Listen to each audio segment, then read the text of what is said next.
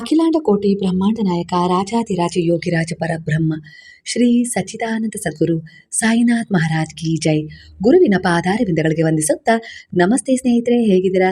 ಗುರುವಿನ ಆಶೀರ್ವಾದ, ಭಗವಂತನ ದಯೆ, ಕರುಣೆ, ಪ್ರೀತಿಯಲ್ಲಿ ನೀವು ಸಂರಕ್ಷಿಸಲ್ಪಡ್ತಾ ಇದ್ದೀರಾ. ಹಾಗೆ ನಿಮ್ಮ ಉತ್ತಮವಾದ ಕರ್ಮದ ಉದ್ದೇಶಗಳು ನಿಮ್ಮನ್ನು ಉತ್ತಮ ದಾರಿಯಲ್ಲಿ ಕೊಂಡೊಯ್ಯೋದ್ರ ಜೊತೆಗೆ ನೀವು ಸರಿಯಾದ ತೀರ್ಮಾನಗಳನ್ನು ಈಗ ತಗೊಳ್ಳೋಕ್ಕೆ ಸಾಧ್ಯ ಮಾಡಿಕೊಟ್ಟಿದೆ. ಸ್ನೇಹಿತರೆ, ಎಂದಿನಂತೆ ಇದು ಒಂದು ಟೈಮ್ಲೆಸ್ ಜನರಲ್ ರೀಡಿಂಗ್ ಆಗಿರುತ್ತೆ. ಹಾಗೆ ಇದು ಕನೆಕ್ಟಿವ್ ಎನರ್ಜಿಯಲ್ಲಿರುತ್ತೆ. ಯಾವ ಸಮಯದ ಎನರ್ಜಿ ಪ್ರಕಾರ ನೀವು ಈ ರೀಡಿಂಗ್ನ ಎನರ್ಜಿಗೆ ನೀವು ನಂಬಿದ ಗುರು ದೈವ ಶಕ್ತಿಯನ್ನು ಸ್ಮರಣೆ ಮಾಡಿಕೊಂಡು ಕನೆಕ್ಟ್ ಆಗ್ತಿರೋ ಅದೇ ರೀತಿ ನಿಮ್ಮ ಜೀವನಕ್ಕೆ ಬೇಕಾದ ಉತ್ತರಗಳು, ಪರಿಹಾರಗಳು ಇದರಲ್ಲಿ ಸಿಗ್ತವೆ. ಈ ಮೊದಲನೇ ಒಂದು ಸಂದೇಶ ನಿಮಗೋಸ್ಕರ ಯಾವ ರೀತಿ ಬಂದಿದೆ ಅಂದರೆ, ಮೊದಲನೇದಾಗಿ ಸಮೃದ್ಧಿಯ ಆಶೀರ್ವಾದ ಒಂದು ಸಿಗುವ ಸಂದೇಶ ಕಾಣಿಸ್ತಾ ಇದೆ ಇಲ್ಲಿ ನಿಮಗೆ. ಶೀಘ್ರದಲ್ಲಿ ನಿಮ್ಮ ಜೀವನದಲ್ಲಿ ಸಮೃದ್ಧಿಯ ಉಡುಗೊರೆ ಬರುತ್ತೆ. ನಿಮ್ಮ ಎಲ್ಲ ಚಿಂತೆ, ಭಯ, ಕೋಪ, ನೋವು, ಅಸೂಯೆ ಮತ್ತು ರೋಗಗಳನ್ನು ನನ್ನ ಧ್ವನಿಯಲ್ಲಿ ಅರ್ಪಿಸಿ ಅಂತ ಹೇಳಿ ಇಲ್ಲಿ ಬಾಬಾ ಕೇಳ್ತಾ ಇದ್ದಾರೆ. ಇವೆಲ್ಲ ನೋವುಗಳು ನಿಮ್ಮನ್ನು ಸುತ್ತುವರೆದಿದ್ದಾವೆ, ಇಲ್ಲ ಅಂತಲ್ಲ. ಹಾಗಂತ ಆ ಭಾರವನ್ನು ನೀವು ಹೊತ್ತಿದ್ದೀರಾ, ಅದನ್ನು ನಾನು ಪೂರ್ಣವಾಗಿ ಹೊರಕ್ಕಾಗ್ತಾ ಇಲ್ಲ ಅನ್ನೋ ರೀತಿಯಲ್ಲಿ ನೀವು ಹೇಗಿದ್ದೀರಾ ಅಲ್ವಾ? ಹಾಗಂತ ಬಾಬಾ ಇಲ್ಲಿ ಹೇಳ್ತಾ ಇರೋದು ಏನಂದರೆ, ನಿಮ್ಮ ಹತ್ರ ಎಷ್ಟು ಸಂಭಾಳಿಸೋಕ್ಕಾಯಿತೋ ಅಷ್ಟು ಸಂಭಾಳಿಸಿದಿರ. ಈಗ ಅದನ್ನು ನೀವು ಸಂಭಾಳಿಸೋ ರೀತಿಲಿ ಇಲ್ಲ. ಅದು ನಿಮ್ಮ ವೈಯಕ್ತಿಕ ವಿಚಾರ ಆಗಿರ್ಬೋದು, ಪ್ರೀತಿ ವಿಚಾರ, ಇನ್ನು ಯಾವುದೇ ರೀತಿ ಒಂದಿಷ್ಟು ಕೊಂಕು ನುಡಿಗಳನ್ನು ಆಡ್ತಾ ಇರೋ ವಿಚಾರ ಆಗಿರ್ಬೋದು, ಇಲ್ಲ ಮದುವೆ ಆಗ್ತಾ ಇಲ್ಲ, ಮಕ್ಕಳಾಗ್ತಾ ಇಲ್ಲ, ಈ ರೀತಿ ಒಂದಿಷ್ಟು ವಿಚಾರಗಳು ನಿಮ್ಮನ್ನು ನೋವು ಪಡಿಸ್ತಾ ಇದ್ದಾವೆ. ಅದರಿಂದ ಒಂದೊಂದ್ಸರಿ ನಿಮ್ಮ ಬಗ್ಗೆನೇ ನಿಮಗೆ ಕೋಪ ಬರುತ್ತೆ, ಇಲ್ಲ ಇದ್ದಕ್ಕಿದ್ದ ಹಾಗೆ ನೋವು ಕಾಣಿಸ್ಕೊಳ್ಳುತ್ತೆ, ಅಸೂಯೆನೇ ಹುಟ್ಟುತ್ತೆ, ಇಲ್ಲ ಭಯ ಆಗ್ತಾ ಇದೆ, ಅಲ್ಲ ಮುಂದಿನ ಭವಿಷ್ಯದ ಕುರಿತು ಚಿಂತೆನೂ ಆಗ್ತಾ ಇದೆ.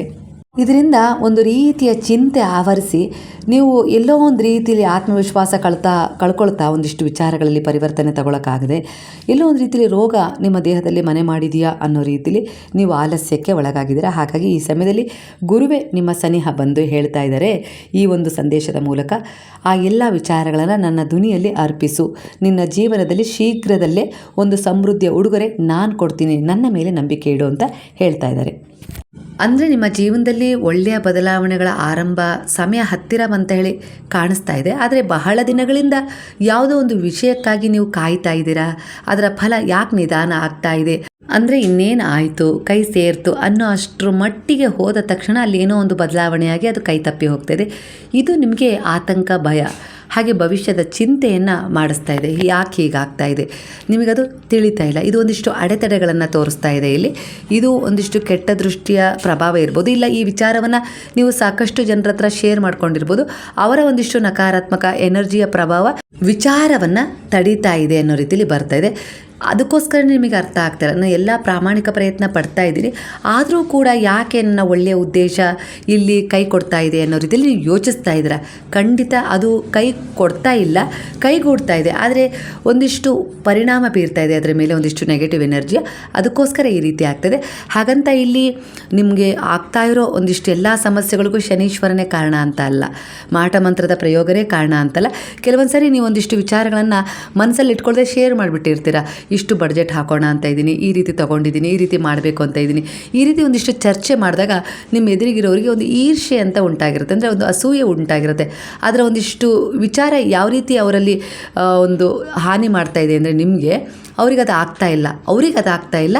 ಹಾಗಾಗಿ ಅದನ್ನು ನಿಮ್ಮ ಬಗ್ಗೆ ಅಸೂಯೆ ತೋರಿಸ್ತದೆ. ಅಂದರೆ ನಾನು ನನ್ನ ಜೀವನದಲ್ಲಿ ಏನು ಅಂದ್ಕೊಂಡ್ರೂ ಆಗೋದಿಲ್ಲ, ಅವ್ರು ಅಂದ್ಕೊಂಡಿದ್ದೆಲ್ಲ ಬೇಗ ನಡೆಯುತ್ತಲ್ಲ ಅನ್ನೋ ರೀತಿಲಿ ಅವ್ರ ಮನಸ್ಸಲ್ಲಿ ದುಃಖನೂ ಪಡ್ಬೋದು, ಇಲ್ಲ ಅಸೂಯೆನೂ ಪಡ್ಬೋದು. ಇವೆರಡು ಎನರ್ಜಿ ಅಲ್ಲೊಂದಿಷ್ಟು ಅಡೆತಡೆಯನ್ನು ತರ್ತಾ ಇದೆ ಅನ್ನೋ ರೀತಿಲಿ ಒಂದು ಕಡೆ ಕಾಣಿಸಿದರೆ, ಇನ್ನೊಂದು ಕಡೆ ನೇರವಾಗಿ ಒಬ್ಬರು ಅದನ್ನು ತಡೀತಾ ಇದ್ದಾರೆ ಅನ್ನೋದೇ ಬರ್ತಾ ಇದೆ. ಈ ಎರಡು ಎನರ್ಜಿಲಿ ನಿಮಗೆ ಯಾವ ಎನರ್ಜಿ ಕನೆಕ್ಟ್ ಆಗುತ್ತೋ ಅದೇ ಸರಿ ಇರುತ್ತೆ. ಅಂದರೆ ನಿಮ್ಮ ಆತ್ಮಸಾಕ್ಷಿಯನ್ನು ಕೇಳಿ ಅದರಲ್ಲಿ ಯಾವುದು ಸರಿ ಅನಿಸುತ್ತೋ ಅದರಲ್ಲಿ ಒಂದಿಷ್ಟು ತಪ್ಪನ್ನು ತಿದ್ಕೊಳ್ಳಿ. ಆ ವಿಚಾರ ಆದರೆ, ಇಲ್ಲ ಇದರಲ್ಲಿ ಯಾರದ್ದೋ ಒಂದು ನೇರ ಒಂದು ಪ್ರಭಾವ ಬೀರ್ತಾ ಇದೆ ಅಂತೇಳಿ ನಿಮಗೆ ಅನಿಸಿದ್ದು, ಇಲ್ಲಿ ರೆಸೊನೆಂಟ್ ಆಗಿದ್ದು ಸತ್ಯ ಅಂತೇಳಿ ಅನಿಸ್ತಾ ಇದೆ ಅಂದರೆ ಅವರನ್ನು, ಅಂದರೆ ನಿಮಗೆ ಯಾರಾದರೂ ಅನುಮಾನ ಬಂದರೆ, ಇಲ್ಲ ಆ ವಿಚಾರವನ್ನು ನೀವು ಕೇಳಿಸ್ಕೊಂಡಿದ್ದೀರಲ್ಲ ಅದನ್ನು ಗುರುವಿನ ಪಾದಗಳಲ್ಲಿಟ್ಟು ಶರಣಾಗ್ಬಿಡಿ. ಗುರುವು ಎಂಥದ್ದೇ ಒಂದಿಷ್ಟು ಕೆಟ್ಟ ಶಕ್ತಿಯ ನಕಾರಾತ್ಮಕ ಪ್ರಭಾವವನ್ನಾದರೂ ದಹಿಸ್ತಾರೆ, ಅವರ ಧ್ವನಿಯಲ್ಲಿ ಹಾಕಿ ಸುಡ್ತಾರೆ. ಹಾಗೆ ಆಂಜನೇಯ ಸ್ವಾಮಿಯ ಒಂದು ಸ್ತೋತ್ರವನ್ನು ಇಲ್ಲ ಹನುಮಾನ್ ಚಾಲಿಸವನ್ನು ಒಂದು 21 ದಿನ ನೀವು ಪಠಣ ಮಾಡಬೇಕು. ಖಂಡಿತ ಆ ವಿಚಾರದಲ್ಲಿರುವ ಅಡೆತಡೆ ದೂರ ಆಗತ್ತೆ ಅನ್ನೋ ರೀತಿಯಲ್ಲಿ ಬರ್ತದೆ. ಎರಡೂ ಮಾಡಬೇಕು. ಒಂದು ಕುಲದೇವಿಯ ಸ್ಮರಣೆ ಮಾಡಿಕೊಂಡು ಒಂದು 11 ರೂಪಾಯಿ ಕಾಣಿಕೆ ಕಟ್ಕೊಳ್ಳಿ, ಇನ್ನೊಂದು ಹನುಮಾನ್ ಚಾಲಿಸ ಬೋಧನೆ ಮಾಡಿ, ಹಾಗೆ ಗುರುವಿನ ಶರಣದಲ್ಲಿ ನಂಬಿಕೆ ಇಡಿ. ಇಷ್ಟು ಮಾಡಿದರೆ ಖಂಡಿತ ನಿಮ್ಮ ಜೀವನದಲ್ಲಿ ಅದೇನು ಅಡೆತಡೆ ಕಾಡ್ತಾ ಇದೆಯಲ್ಲ ಆ ಅಡೆತಡೆ ನಿವಾರಣೆ ಆಗುತ್ತೆ. ಅದೇ ರೀತಿ ಬಂದಿದೆ. ನಿಮಗೆ 2 ಪರಿಹಾರಗಳು ಇಲ್ಲಿ ಸಿಕ್ಕದೆ. ಅದರ ಪ್ರಕಾರ ನೀವು ಇಲ್ಲಿ 2 ವಿಚಾರಗಳು ನಿಮಗೆ ಎದುರಾಗಿದೆ ಅಂದರೆ ಅದರಲ್ಲಿ ಯಾವುದು ನೀವು ತಗೊಳ್ತೀರ ಅಂದರೆ ಹೌದು ನಾನು ಏನೋ ಒಂದು ರೀತಿಯಲ್ಲಿ ಎಲ್ಲರ ಥರ ನನ್ನವರು ಅನ್ನೋ ರೀತಿಯಲ್ಲಿ ಹೇಳ್ಕೊಂಡ್ಬಿಡ್ತೀನಿ, ಅದರಿಂದ ಒಂದಿಷ್ಟು ಜನ ಅಸೂಯೆ ಪಡ್ಕೊಳ್ತಾ ಇರ್ಬೋದು, ಅದು ನನಗೆ ಕಾಣದೇ ಇರ್ಬೋದು, ಎದುರಿಗೆ ಅವ್ರು ಚೆನ್ನಾಗಿ ಮಾತಾಡ್ಬೋದು, ಹಿಂದೆ ಅವ್ರು ಏನಾದರೂ ಅದ್ರ ಬಗ್ಗೆ ನೆಗೆಟಿವ್ ಆಗಿ ಫೀಲ್ ಮಾಡ್ತಾ ಇರ್ಬೋದು, ಅದರಿಂದನೇ ಇದು ಅಡೆತಡೆ ಬರ್ತಾ ಇರ್ಬೋದು. ಇಲ್ಲಿ ನಾನೇನೋ ಪಾಠ ಕಲಿಸ್ತಾ ಇದೆ ಅಂದರೆ ನಾವು ಏನೇ ಮಾಡಬೇಕಾದ್ರೂ ಅದನ್ನು ಗೌಪ್ಯವಾಗಿ ಮಾಡಬೇಕು. ಅಂದರೆ ಇಲ್ಲಿ ಯಾವ ರೀತಿ ವಿಚಾರ ಅಂದರೆ ನೀವು ಏನಾದರೂ ಸಾಧನೆ ಮಾಡಬೇಕು ಅಂತ ಇದ್ದರೆ ಈ ಜಗತ್ತಿನ ಪಾಲಿಗೆ 6 ತಿಂಗಳು ಸತ್ತಂತೆ ಬದುಕಬೇಕಂತೆ.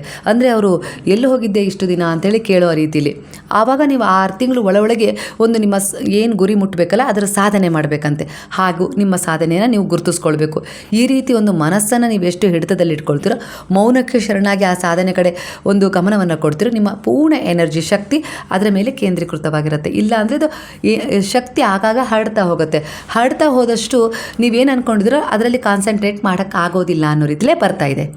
ಅದು ಓದಿನ ವಿಚಾರ ಆಗಿರ್ಬೋದು, ಕೆಲಸ, ಮನೆ, ಇನ್ನೊಂದು ಕುಟುಂಬ ಒಂದು ಬದಲಾವಣೆ ಆಗಿರ್ಬೋದು, ಹೀಗೆ ಒಂದಿಷ್ಟು ವಿಚಾರಗಳನ್ನು ನೀವು ಅಂದ್ಕೊಂಡಿದ್ದು ಅದು ಕೋರ್ಟು ಕಚೇರಿ ವಿಚಾರನೂ ಆಗಿರ್ಬೋದು. ಅದನ್ನು ಕೂಡ ಎಲ್ಲರ ಹತ್ರನೂ ಶೇರ್ ಮಾಡೋದು ಬೇಡ. ನೀವು ಎಲ್ಲಿಗೋ ಹೋಗ್ತಾ ಇದ್ದೀರಿ ಆ ಪ್ರಯಾಣದ ಬಗ್ಗೆನೂ ಕೂಡ ತಿಳಿಸೋದು ಬೇಡ ಅನ್ನೋ ರೀತಿಯೇ ಬರ್ತಾ ಇದೆ. ಮನಸ್ಸಿಗೆ ಸ್ವಲ್ಪ ನೆಮ್ಮದಿ ಇದೆ. ಯಾಕಂದರೆ ಈಗ ನೀವು ನಿಮ್ಮ ಬಗ್ಗೆನೇ ಯಾವಾಗಲೂ ಪ್ರೇ ಮಾಡ್ಕೊಳ್ತಾ ಇದ್ರಿ, ಪ್ರಾರ್ಥನೆ ಮಾಡ್ಕೊಳ್ತಾ ಇದ್ರಿ. ಈಗ ಹಾಗಲ್ಲ. ಈಗ ನೀವು ಬೇರೆಯವರಿಗೋಸ್ಕರ ಒಂದಿಷ್ಟು ಒಳ್ಳೆಯದಾಗಲಿ ಅಂತೇಳಿ ಪ್ರಾರ್ಥನೆ ಮಾಡ್ಕೊಳ್ತಿದ್ರಿ. ನಿಮಗೋಸ್ಕರ ನೀವು ಒಳ್ಳೆಯದಾಗಲಿ ಅಂತೇಳಿ ಪ್ರಾರ್ಥನೆ ಮಾಡ್ಕೊಂಡಿದ್ದಕ್ಕಿಂತ ಹೆಚ್ಚಾಗಿ ಬೇರೆಯವರಿಗೆ ಒಳ್ಳೆಯದಾಗಲಿ ಅಂತೇಳಿ ಏನು ಪ್ರಾರ್ಥನೆ ಮಾಡ್ಕೊಂಡಿದ್ದೀರಲ್ಲ ಅದು ನಿಮಗೆ ತುಂಬ ಅಂದರೆ ತುಂಬ ಖುಷಿ ಕೊಟ್ಟಿದೆ. ಇದು ಯಾವ ರೀತಿ ಪರಿಣಾಮ ನಿಮ್ಮ ಜೀವನದ ಮೇಲೆ ಬೀರ್ತಾ ಇದೆ ಅಂದರೆ ನೀವು ಯಾರಿಗೂ ಹುಷಾರಾಗಲಿ, ಯಾರಿಗೂ ಒಂದಿಷ್ಟು ಕೆಲಸ ಸಿಗಲಿ, ಯಾರಿಗೂ ಒಂದು ಮಗು ಆಗಲಿ, ಮದುವೆ ಆಗಲಿ, ಅದು ಸ್ನೇಹಿತರಾಗಿರ್ಬೋದು, ಇಲ್ಲ ನಿಮ್ಮ ಆಪ್ತರು, ಇಲ್ಲ ನಿಮ್ಮ ಸುತ್ತಮುತ್ತ ಪರಿಸರ ಇದ್ದವರಾಗಿರ್ಬೋದು, ಇಲ್ಲ ಇನ್ಯಾವುದೇ ರೀತಿ ಒಂದು ದೂರದ ಸಂಬಂಧಿ ಅಂದರೆ ನಿಮ್ಗೆ ಯಾರೋ ಒಬ್ಬರು ಕನೆಕ್ಟ್ ಆದರೂ ಅವರಿಗೋಸ್ಕರ ಒಂದು ಉತ್ತಮವಾದ ಪ್ರಾರ್ಥನೆ ಮಾಡಿದ್ರಿ. ಸಚ್ಚರಿತ್ರ ಪಾರಾಯಣ ಆಗಿರ್ಬೋದು, ದೀಪಾರಾಧನೆ ಆಗಿರ್ಬೋದು, ಹೀಗೆ ಅವ್ರಿಗೆ ಒಳ್ಳೆಯದಾಗಲಿ ಅಂತೇಳಿ ನೀವು ಒಂದು ಸಹಾಯ ಯಾರಿಗೂ ಮಾಡಿದ್ದಾಗಿರ್ಬೋದು.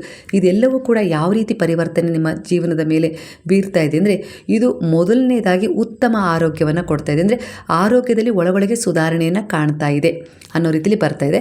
ನಿಮಗೆ ಅನ್ನಿಸ್ತಾ ಇರ್ಬೋದು ನಾನು ಬಾಬಾರವರ ಉಪದೇಶಗಳಲ್ಲಿ ಕನೆಕ್ಟ್ ಆಗಿದ್ದೀನಿ, ಹಾಗಾಗಿ ಇನ್ನೊಬ್ಬರಿಗೂ ಕೂಡ ಒಳ್ಳೆಯದಾಗಲಿ ಅಂತೇಳಿ ನಾನು ಒಂದು ವಾರ ವ್ರತ ಮಾಡ್ತೀನಿ, ಪೂಜೆ ಮಾಡ್ತೀನಿ ಅಂತ ಹೇಳಿ ನೀವು ಮಾಡ್ತಾ ಇದ್ದೀರಾ. ಆದರೆ ಇದರ ಅರ್ಥ ಏನು ಕೊಡ್ತಾ ಇದೆ ಅಂದರೆ ಇಲ್ಲಿ ಅವರಿಗೆಷ್ಟು ಒಳ್ಳೆಯದಾಗಲಿ ಅಂತೇಳಿ ಬಯಸ್ತಿದ್ರು ಅದರ 10 ಪಟ್ಟು ನಿಮಗೂ ಕೂಡ ಒಳ್ಳೆಯದಾಗ್ತದೆ. ಇದು ಭಗವಂತನ ಕರುಣೆ, ಗುರುವಿನ ದಯೆ, ಪ್ರೇಮ ಅನ್ನೋ ರೀತಿಯಲ್ಲಿ ಬರ್ತಾ ಇದೆ. ಅಂದರೆ ನೀವು ಅಷ್ಟರ ಮಟ್ಟಿಗೆ ಬದಲಾಗಿದ್ದೀರಲ್ಲ, ಇದಕ್ಕೆ ಗುರು ಪ್ರಸನ್ನರಾಗಿದ್ದಾರೆ. ನನ್ನ ಶಿಷ್ಯ, ನನ್ನ ಭಕ್ತ ಇಷ್ಟೊಂದು ಬದಲಾಗ್ಬಿಟ್ಟಲ್ಲ ಅನ್ನೋ ರೀತಿಲಿ ಅವರು ನಿಮ್ಮ ಜೀವನಕ್ಕೆ ಉತ್ತಮವಾದ ಆರೋಗ್ಯ, ಒಳ್ಳೆಯ ಒಂದು ಸಂಬಂಧಗಳ ಕನೆಕ್ಷನನ್ನು ಕೊಡ್ತಾ ಇದ್ದಾರೆ. ಹಾಗೆ ಉದ್ಯೋಗದಲ್ಲಿ ಪ್ರಗತಿಯನ್ನು, ಹಾಗೆ ಉದ್ಯೋಗದಲ್ಲಿ ಒಂದಿಷ್ಟು ಬದಲಾವಣೆಯನ್ನು, ಆ ಉದ್ಯೋಗ ಮಾಡ್ತಾನೆ ನೀವು ಬೇರೆ ಉದ್ಯೋಗದ ಕಡೆ ಗಮನ ಹರಿಸೋದು, ಇಲ್ಲ ಆ ಉದ್ಯೋಗದಲ್ಲಿ ಸ್ವಲ್ಪ ಪ್ರಗತಿಯನ್ನು ಕಾಣೋದು, ಅಂದರೆ ವ್ಯವಹಾರದಲ್ಲಿ ಪ್ರಗತಿ ಕಾಣೋದ್ರ ಜೊತೆಗೆ ನಿಮ್ಮ ಒಂದಿಷ್ಟು ವ್ಯವಹಾರ ಜ್ಞಾನ ಹೆಚ್ಚಿಸ್ಕೊಳ್ಳೋ ರೀತಿಲೂ ಕೂಡ ನೀವು ಮನವರಿಕೆ ಮಾಡಿಕೊಂಡು ಬದಲಾವಣೆ ಕಾಣ್ತಾ ಇದೆ. ನಿಮ್ಮ ಕುಟುಂಬದಲ್ಲಿ ಸಂತೋಷ, ಹೊಸ ಅವಕಾಶಗಳು ಮತ್ತು ದೇವರ ಕೃಪೆ ಇವೆಲ್ಲವೂ ಸಮೃದ್ಧಿಯ ಭಾಗ ಅನ್ನೋ ರೀತಿಯಲ್ಲಿ ನಿಮಗೆ ಸಿಗ್ತಾ ಇದೆ. ಅಂದರೆ ಸಮೃದ್ಧಿ ಅನ್ನೋದು ಕೇವಲ ಅದು ಒಂದಿಷ್ಟು ನೀವೇನಾದರೂ ಪರ್ಚೇಸ್ ಮಾಡಿದಾಗ ಇಲ್ಲ ನೀವೇನಾದರೂ ಕೊಂಡ್ಕೊಂಡಾಗ ಬರೋದಂಥದ್ದಲ್ಲ. ಅದು ನೀವು ಇನ್ನೊಬ್ಬರಿಗೆ ಒಳ್ಳೆಯದಾಗಲಿ ಅಂತ ಹೇಳಿ ಏನಾದರೂ ಮಾಡಿದಾಗ ಸೇವೆ, ಆ ಮೂಲಕವೂ ಕೂಡ ಸಮೃದ್ಧಿ ಈ ರೀತಿಯ ಆಶೀರ್ವಾದಗಳ ಮೂಲಕ ನಿಮ್ಮನ್ನು ಬಂದು ಸೇರ್ತಾ ಇದೆ ಅನ್ನೋ ರೀತಿಯಲ್ಲಿ ಬರ್ತಿದೆ. ಅಂದರೆ ಈಗ ನಿಮ್ಮ ಅನುಭವಕ್ಕೆ ಆ ವಿಚಾರಗಳು ಬರದೇ ಇದ್ದರೂ ಕೂಡ ಒಂದಿಷ್ಟು ಬದಲಾವಣೆಯನ್ನು ಅಂತೂ ಕೂಡ ನಿಮ್ಮ ಜೀವನದಲ್ಲಿ, ನಿಮ್ಮ ಕುಟುಂಬದಲ್ಲಿ ನೀವೀಗ ಕಾಣ್ತಾ ಇದ್ದೀರಾ. ಅಂದರೆ ಬಾಬಾ ಇಲ್ಲಿ ಒಂದು ಮುಖ್ಯವಾದ ವಿಚಾರ ಯಾವ ರೀತಿ ಹೇಳ್ತಾ ಇದ್ದಾರೆ ಅಂದರೆ ನಿಮ್ಮ ಮನಸ್ಸಿನಲ್ಲಿ ತುಂಬಿಕೊಂಡಿರುವ ಒಂದು ಚಿಂತೆ, ಒಂದು ಭಯ, ಒಂದು ಕೋಪ, ಒಂದಿಷ್ಟು ಹಳೆಯ ನೋವು, ಹಾಗೆ ಒಂದು ನಕಾರಾತ್ಮಕ ಆಲೋಚನೆಗಳು ಹಿಡಿದುಕೊಂಡೇ ನೀವು ಇದ್ದರೆ ಹೊಸ ಆಶೀರ್ವಾದಗಳಿಗೆ ಜಾಗ ಸಿಗೋದಿಲ್ಲ. ಹಾಗಾಗಿ ಕೆಲವೊಂದಲ್ಲಿ ನೀವಾಗಿ ಬದಲಾವಣೆ ಮಾಡಿಕೊಳ್ಳೇಬೇಕು. ಬದಲಾವಣೆ ಜಗದ ನಿಯಮ. ಹಾಗಾಗಿ ಒಂದೇ ವಿಚಾರವನ್ನು ಹಿಡಿದು ಕೂರೋದು ನಿಮ್ಮನ್ನು ಅಲ್ಲೇ ಕೂರಿಸ್ಬಿಡುತ್ತೆ. ಯಾರೋ ನನಗೆ ನೋವು ಕೊಟ್ಟರು, ಯಾರೋ ನನಗೆ ಮೋಸ ಮಾಡಿದರು, ಯಾರೋ ನನ್ನ ಬಗ್ಗೆ ಅಸೂಯೆ ತೋರಿಸಿದ್ರು, ನಕಾರಾತ್ಮಕ ಪ್ರಭಾವ ಬೀರಿದ್ರು ಅನ್ನೋ ರೀತಿಲಿ ಒಂದಿಷ್ಟು ಆಲೋಚನೆಗಳನ್ನು ಮನಸ್ಸಲ್ಲಿ ಹಿಡ್ಕೊಂಡೇ ನೀವು ಅಲ್ಲೇ ಇದ್ದರೆ ಅಲ್ಲೇ ನಿಂತ್ಬಿಡ್ತೀರಾ. ಈ ಎಲ್ಲ ಆಲೋಚನೆಗಳು ಅಂದರೆ ಇವೆಲ್ಲ ನಿಮ್ಮನ್ನು ಸುತ್ತುವರೆದಿದ್ದಾವೆ ಅಂದರೆ ಖಂಡಿತ ಇದರಿಂದ ನೀವು ಹೊರಗೆ ಹೋಗಬೇಕು, ಅಲ್ಲೇನೋ ನಿಮ್ಮ ಆತ್ಮದ ಉದ್ದೇಶವನ್ನು ಪೂರ್ಣಗೊಳಿಸ್ಕೊಳ್ಬೇಕು. ಆದರೆ ನೀವು ಇಲ್ಲಿಂದ ಹೊರಗೆ ಕಾಲಿಡೋಕ್ಕಾಗಲ್ಲ ಅಂದರೆ ನಿಮಗೆ ನಿಮ್ಮ ಭಾಗ್ಯದಲ್ಲಿ ಏನು ಡಿಸರ್ವ್ ಆಗಿತ್ತಲ್ಲ ಅದನ್ನು ಪಡ್ಕೊಳ್ಳೋಕ್ಕಾಗೋದಿಲ್ಲ. ಅದು ಅಲ್ಲೇ ಪೆಂಡಿಂಗಲ್ಲಿ ಇರುತ್ತೆ, ನೀವು ಇಲ್ಲೇ ಇರ್ತೀರ. ಹಾಗಾಗಿ ಒಂದು ಹೆಜ್ಜೆ ದೃಢ ವಿಶ್ವಾಸದ ಹೆಜ್ಜೆ ಇಟ್ಟು ನೋಡಿ, ನಾನು ನಿಮ್ಮ ಜೊತೆಗಿದ್ದೀನಿ, ನಾನು ನಿಮಗೆ ಸಹಾಯ ಮಾಡ್ತೀನಿ ಅನ್ನೋ ರೀತಿಯಲ್ಲಿ ಬಾಬಾ ಹೇಳ್ತಿದ್ದಾರೆ. ಅಂದರೆ ಇಲ್ಲಿ ನಿಮಗೆ ಬಾಬಾ ಹೇಳ್ತಾ ಇದ್ದಾರೆ, ನಾನು ನಿನ್ನ ಜೊತೆಗಿದ್ದೀನಿ, ನನ್ನಲ್ಲಿ ವಿಶ್ವಾಸನೂ ಇಟ್ಟಿದೆಯಾ, ಹಾಗೆ ನಿನ್ನ ಭವಿಷ್ಯದ ಕುರಿತು ನಿಂಗೆ ಸಂದೇಹನೂ ಇದೆ. ಎರಡೂ ಇದ್ದರೆ ಈ ವಿಶ್ವಾಸ ನಿನ್ನ ಜೀವನದ ಮೇಲೆ ಚಮತ್ಕಾರದ ರೀತಿಯಲ್ಲಿ ಒಂದು ಕೆಲಸ ಮಾಡೋದಿಲ್ಲ. ಹಾಗಾಗಿ ಆ ಒಂದು ಸಂದೇಹವನ್ನು ಬಿಟ್ಟುಬಿಡು, ಈ ವಿಶ್ವಾಸವನ್ನು ಹಿಡ್ಕೋ ಅನ್ನೋ ರೀತಿಯಲ್ಲಿ ಬಾಬಾ ಹೇಳ್ತಾ ಇದ್ದಾರೆ. ಅಂದರೆ ಬಾಬಾ ಇಲ್ಲಿ ಹೇಳ್ತಾ ಇದ್ದಾರೆ, ಧ್ವನಿ ಅಂದರೆ ಕೇವಲ ಅಗ್ನಿ ಅಲ್ಲ ಕಂದ, ಅದು ನಿನ್ನೊಳಗಿನ ನಕಾರಾತ್ಮಕತೆಯನ್ನು ಸುಟ್ಟು ಹಾಕುವ ದೈವಿಕ ಶಕ್ತಿ. ನಿನ್ನ ಎಲ್ಲ ದುಃಖ, ಭಯ ಮತ್ತು ಭಾರವನ್ನು ನನ್ನ ಪಾದಗಳಲ್ಲಿ ಇಟ್ಟು ನನಗೆ ದಾರಿ ತೋರಿಸು ಎಂದು ಪ್ರಾರ್ಥಿಸಿದ್ದೀಯಾ ಅಂದರೆ ಖಂಡಿತ ನಿನ್ನ ಮನಸ್ಸು ಆ ಕ್ಷಣವೇ ಹಗುರಾಗಿದೆ ಅಲ್ವಾ. ಅಲ್ಲಿಗೆ ಅರ್ಥ ಮಾಡ್ಕೊ, ನಿನ್ನ ಜೀವನದಲ್ಲಿರುವ ಒಂದಿಷ್ಟು ನಕಾರಾತ್ಮಕ ಚಿಂತೆಗಳನ್ನು ನಾನು ದೂರ ಮಾಡಿದ್ದೀನಿ, ಧ್ವನಿಯಲ್ಲಿ ಹಾಕಿ ಸುಟ್ಟಿದ್ದೀನಿ, ನಿನ್ನ ಇಚ್ಛೆಯನ್ನು ನಾನು ಪೂರ್ಣಗೊಳಿಸಿದ್ದೀನಿ, ಅದರ ಮೇಲೆ ವಿಶ್ವಾಸ ಇಡು. ಆಗ ಆ ವಿಶ್ವಾಸ ಪುನರಾವರ್ತನೆಯಾಗುತ್ತದೆ. ಅಂದರೆ ಅದಕ್ಕೆ ಮತ್ತೊಂದು ರೀತಿಯಲ್ಲಿ ನನಗೆ ಹೊಸ ಅಭಿವೃದ್ಧಿಯ ಸೂಚನೆಗಳು ಕಾಣ್ತದೆ. ಅದೇ ನೀನು ಸಂದೇಹದಲ್ಲಿ ಪಾಪ ಖಂಡಿತ ನನ್ನ ದುನಿಯಲ್ಲಿ ನನ್ನ ಪಾಪಗಳನ್ನು ಸುಡ್ತಾರಾ ಅನ್ನೋ ರೀತಿಯಲ್ಲಿ ಸಂದೇಹ ಇದ್ದಾಗ ನಿನ್ನ ಪ್ರಾರ್ಥನೆ ಶುದ್ಧವಾಗಿದ್ದರೂ ಅದರಲ್ಲಿ ವಿಳಂಬ ಕಾಣುತ್ತೆ ಅನ್ನೋ ರೀತಿಯಲ್ಲಿ ಕೆಲವರಿಗೆ ಇಲ್ಲಿ ವಿಚಾರ ಬರ್ತದೆ. ಯಾಕಂದರೆ ನೀವು ಪ್ರಾರ್ಥನೆಯೂ ಮಾಡ್ತಾ ಇದ್ದೀರಾ ಮತ್ತು ತಕ್ಷಣವೇ ಸಂದೇಹನೂ ತೋರಿಸ್ತಾ ಇದ್ದೀರಾ. ಯಾಕಂದರೆ ನೀವು ಪ್ರಾರ್ಥನೆ ಮಾಡಿದ್ದು ಮರುದಿನ ಆಗಿಲ್ಲ, 1 ತಿಂಗಳಾಗಿಲ್ಲ, 2 ತಿಂಗಳಾಗಿಲ್ಲ, 3 ತಿಂಗಳಾಗಿಲ್ಲ, ನಿಮಗೆ ಎಲ್ಲೋ ಒಂದು ರೀತಿಯಲ್ಲಿ ಅವಿಶ್ವಾಸ ಮೂಡುತ್ತೆ. ಇದೊಂದು ಪರೀಕ್ಷೆನೂ ಆಗಿರ್ಬೋದು. ಭಗವಂತ ನೀವು ಕೇಳಿದ್ದನ್ನು ಕೊಡೋದು ಅಂದರೆ ಅಷ್ಟು ಸುಲಭ ಅಲ್ಲ. ಯಾಕಂದರೆ ಅದು ನಿಮ್ಮ ಕರ್ಮವನ್ನು ಮೀರಿರುತ್ತೆ. ಕೆಲವೊಂದು ಸಾರಿ ನಿಮ್ಮ ಕರ್ಮದಲ್ಲಿ, ನಿಮ್ಮ ಭಾಗ್ಯದಲ್ಲಿ ಅದು ಇರೋದೇ ಇಲ್ಲ. ಆದರೆ ಭಗವಂತ, ನೀವು ನಂಬಿದ ಗುರುವು, ಅದಕ್ಕೋಸ್ಕರ ನಿಮಗೇನು ಕೇಳಿರ್ತೀರಲ್ಲ ಅದಕ್ಕೋಸ್ಕರ ಒಂದಿಷ್ಟು ಸಿದ್ಧತೆಗಳನ್ನು ಮಾಡಿರ್ತಾರೆ. ಅದನ್ನು ನಿಮ್ಮ ಭಾಗ್ಯದಲ್ಲಿ ಇಲ್ಲದನ್ನೂ ಕೊಡಲಿಕ್ಕೆ ಅವರೊಂದು ಯೋಜನೆಯನ್ನು ಮಾಡಿರ್ತಾರೆ. ಅದಕ್ಕೋಸ್ಕರ ನಿಮ್ಮನ್ನು ಅರ್ಹರಾಗಿಸ್ಬೇಕಲ್ಲ. ಈಗ ಗುರುವಿಗೆ ಯಾರಾದರೂ ಪ್ರಶ್ನೆ ಮಾಡಿದರು, ಅಂದರೆ ಅವರ ಹಣೆ ಬರದಲ್ಲಿ ಅದಿರಲಿಲ್ಲ, ಆದರೂ ನೀವು ಯಾಕೆ ಕೊಟ್ರಿ, ತಾರತಮ್ಯ ಯಾಕೆ ಅನ್ನೋ ರೀತಿಯಲ್ಲಿ ಬಂದಾಗ ಅವ್ರು ಹೇಳ್ಬೋದಲ್ವಾ, ನನ್ನ ಶಿಷ್ಯ ತನ್ನ ತಪ್ಪುಗಳನ್ನು ತಿದ್ಕೊಂಡು ಒಂದಿಷ್ಟು ವಿಚಾರಗಳಲ್ಲಿ ಅರ್ಥ ಮಾಡಿಕೊಂಡು ಒಳ್ಳೆಯ ಉದ್ದೇಶದ ಕರ್ಮಗಳನ್ನು ರೂಢಿ ಮಾಡಿಕೊಂಡು ಅವರೊಂದು ಆಧ್ಯಾತ್ಮಿಕ ಪಯಣದಲ್ಲಿ ಸಾಕ್ತಾ ದಯೆ, ಸೇವೆ, ಕರುಣೆ, ಮನುಷ್ಯತ್ವ ಭಾವನೆಗಳಿಂದ ಒಳಗೂಡಿ ಅವುಗಳನ್ನು ಪಡ್ಕೊಂಡಿದ್ದಾನೆ ಅನ್ನೋ ರೀತಿಯಲ್ಲಿ ನಿಮ್ಮಲ್ಲಿ ಆ ಸಮರ್ಥತೆಯನ್ನು ತರಬೇಕಲ್ವ. ಅದಕ್ಕೋಸ್ಕರ ಈ ರೀತಿಯಲ್ಲಿ ಒಂದಿಷ್ಟು ತಡ ಆಗ್ತಾ ಇದೆ. ಅಷ್ಟು ಬಿಟ್ಟರೆ ಅಂದರೆ ಕೆಲವೊಂದು ಪಾಠಗಳನ್ನು ಕಲಿಬೇಕು, ನೀವು ಕಲಿಸ್ಬೇಕು, ಒಂದಿಷ್ಟು ವಿಚಾರಗಳನ್ನು ದಾಟ್ಕೊಂಡು ಹೊರಗೆ ಬರಬೇಕು. ಅನಿವಾರ್ಯವಾಗಿ ಕೆಲವೊಂದು ವಿಚಾರಗಳಲ್ಲಿ ಅಂಟುಕೊಂಡು ಒಂದಿಷ್ಟು ಸಮಸ್ಯೆಗಳನ್ನು ಎದುರಿಸೋದ್ರ ಜೊತೆಗೆ ಒಂದಿಷ್ಟು ಮಾನಸಿಕ ಹಿಂಸೆಗಳನ್ನು ಅನುಭವಿಸ್ತಾ ಇರ್ತೀರಿ. ಅದನ್ನು ಹಿಂಸೆ ಅನುಭವಿಸೋ ಅಗತ್ಯ ಇರೋದಿಲ್ಲ. ಆದರೆ ನೀವೇ ನಿಮಗೋಸ್ಕರ ಒಂದಿಷ್ಟು ಬೌಂಡ್ರೀಸ್ ಹಾಕ್ಕೊಂಡು ನಾನು ಅನುಭವಿಸ್ಲೇಬೇಕಿದ್ದನ್ನು, ನನ್ನ ಕೆಲಸ ಇದು, ಅಂದರೆ ನನ್ನ ಒಂದು ಕರ್ತವ್ಯ ಇದು ಅನ್ನೋ ರೀತಿ ಅನುಭವಿಸ್ತಾ ಇರ್ತೀರ. ಆದರೆ ಭಗವಂತ ಹೇಳ್ತಾರೆ, ಅದರಿಂದ ಪಾಠ ಕಲಿಬೇಕು, ನೀನು ಹೊರಗೆ ಬಾ, ಅಲ್ಲಿ ನಿನ್ನ ಆತ್ಮದ ಉದ್ದೇಶ ನೀನು ಅಲ್ಲಿ ಹಿಂಸೆಯನ್ನು ಅನುಭವಿಸು ಅಂತಲೇ ಇಲ್ಲ. ಅದರಿಂದ ಒಂದಿಷ್ಟು ಹೊರಗೆ ಬಂದು ನಿನ್ನ ಆತ್ಮದ ಉದ್ದೇಶವನ್ನು ಪೂರೈಸ್ಕೊ. ಅಲ್ಲಿವರೆಗೂ ನೀನು ಆ ಕಷ್ಟಗಳನ್ನು ಅನುಭವಿಸ್ತೀಯ, ಯಾಕಂದರೆ ಅದು ನಿನ್ನದಲ್ಲ. ಹಾಗಾಗಿ ಆ ಪಾತ್ರದಿಂದ ಹೊರಗೆ ಬಾ ಅಂತ ಕರೆಯೋದಾಗಿರುತ್ತೆ. ಹಾಗಾಗಿ ಅಲ್ಲಿ ಹಿಂಸೆಗಳ ಪ್ರಭಾವ ಹೆಚ್ಚಾಗುತ್ತೆ, ಯಾಕಂದರೆ ನೀವು ಹೊರಗೆ ಬರಲೇಬೇಕು ಅನ್ನೋದು ಅವರ ದೃಷ್ಟಿಯಾಗಿದೆ. ಈ ರೀತಿ ಕೂಡ ಕೆಲವರ ಎನರ್ಜಿಗೆ ಕನೆಕ್ಟ್ ಆಗ್ತಾ ಇದೆ. ಹಾಗಾಗಿ ಈ ಸಮಯದಲ್ಲಿ ಹಳೆಯ ನೋವನ್ನು ನೆನಪಿಸ್ಕೊಂಡು ಬದುಕೋದಕ್ಕಿಂತ, ಅಂದರೆ ಹಿಂದೆ ನಡೆದುಬಿಟ್ಟಿದೆ, ಒಂದಿಷ್ಟು ಘಟನೆಗಳು ನಡೀತಾ ಇದ್ದಾವೆ, ಅವರು ಏನೋ ಮಾಡಿದ್ದಾರೆ, ಅದು ಗಂಡ ಆಗಿರ್ಬೋದು, ಹೆಂಡತಿ, ಇಲ್ಲ ಒಂದಿಷ್ಟು ಸಂಬಂಧಗಳು, ಏನೋ ನಿಮ್ಮ ಜೀವನದಲ್ಲಿ ಒಂದಿಷ್ಟು ಸಮಯದ ಹಿಂದೆ ಒಂದಿಷ್ಟು ಭಿನ್ನಾಭಿಪ್ರಾಯಗಳು ಮೂಡಿ ಒಂದಿಷ್ಟು ದೈಹಿಕ, ಮಾನಸಿಕ ಒಂದಿಷ್ಟು ವಿಚಾರಗಳನ್ನು ನಿಮಗೆ ಕೊಟ್ಟಿದ್ದಾರೆ ಅಂಥೇಳಿ ಅವುಗಳನ್ನೇ, ಅಂದರೆ ಆ ಹಳೆಯ ನೋವನ್ನೇ ನೆನಪಿಸ್ಕೊಂಡು ಬದುಕೋದಕ್ಕಿಂತ ಹೊಸ ಭರವಸೆಯೊಂದಿಗೆ ಮುಂದೆ ನಡೆಯೋದು ಮುಖ್ಯ ಅಲ್ವಾ. ಈಗ ಅವರಲ್ಲಿ ಪರಿವರ್ತನೆ ಕಂಡಿದ್ದೀರಾ, ಅದನ್ನು ಯಾಕೆ ನೆನ್ಪು ಮಾಡ್ಕೊಳ್ತೀರಾ ಅಂತ ಬರೋದಾಗಿರ್ಬೋದು ಇಲ್ಲಿ ವಿಚಾರ.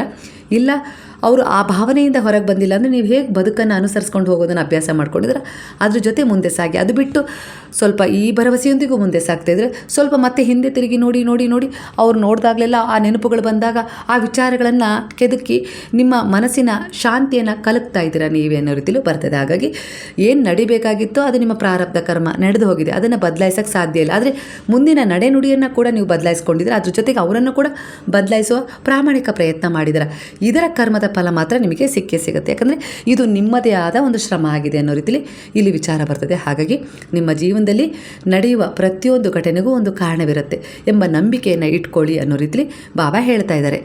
ಒಟ್ಟಾರೆಯಾಗಿ ಈಗಿನ ಎನರ್ಜಿಯ ಪ್ರಕಾರ ನಿಮ್ಮ ಕಷ್ಟದ ದಿನಗಳು ದೂರವಾಗುವ ಸಮಯ ಬರ್ತಾ ಇದೆ.